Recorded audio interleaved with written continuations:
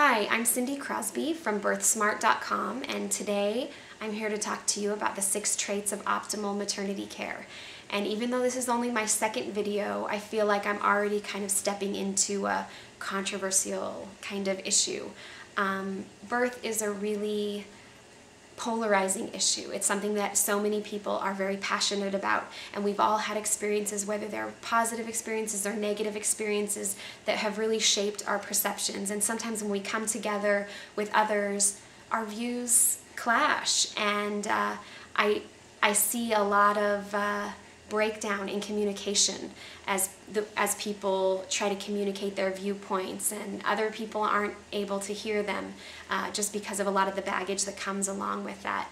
Sometimes when we have an experience or we have a strong opinion about something, we feel like we need to share that with other people, and that what worked for us will surely work for them.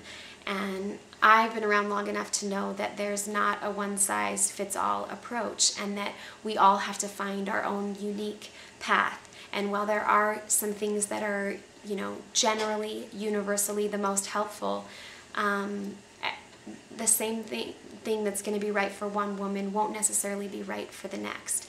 And we tend to have really high expectations for ourselves and for others, and sometimes women tend to judge each other, or women feel judged whether or not that's intended, and we tend to process a lot of guilt along with that. And so, as a disclaimer before I get into this, I just don't want anyone who watches these videos to feel like they're a failure based on the things that I say.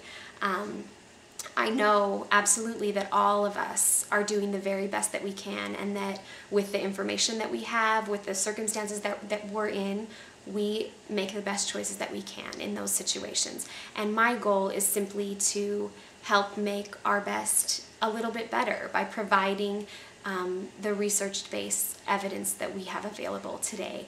And the information that I'm basing this presentation on comes from the Cochrane collaboration, and the Cochrane database it's online, and it's an organization that started in 1993. It's an international organization that reviews research studies from all over the world, and they compile them into research reviews, which we're talking about like multiple studies. So it's not just one study here or there, but it's the best research information and evidence that we have available right now. And so the Cochrane database publishes those online. They have over 4,000 reviews online currently, not only for maternity care, but all of healthcare. And so that's what these 6 principles are based on, the studies that came from those. And the 6 traits are, first, labor begins spontaneously. Second, women have freedom of movement during labor. Third, interventions are performed when medically justified rather than routinely. Fourth, women have continual emotional and physical support. Fifth, pushing occurs in any position but flat on your back.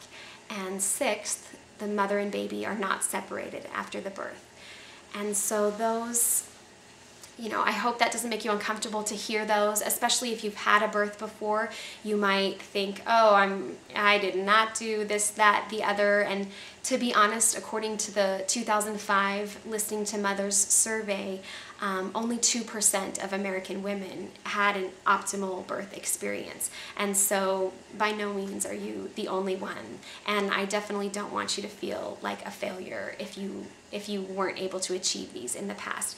And so I want these to be looked at as an ideal that we can all strive for, and not as a requirement that if we don't achieve all of them that we're failures. When I look back on my own birth experiences, they were wonderful and very fulfilling, but I can see areas where I could have come closer to these objectives. And even women who have a cesarean section are able to achieve a lot of these. I can think of, 3 actually. If you have a cesarean, it's possible for you to have your intervention performed when medically necessary rather than routinely. You can also have continual emotional and physical support, and you can also not be separated from your baby. Those are things that you can do even in a situation where you're having a cesarean. And as you practice the other traits, it will make it less likely that a cesarean will be needed.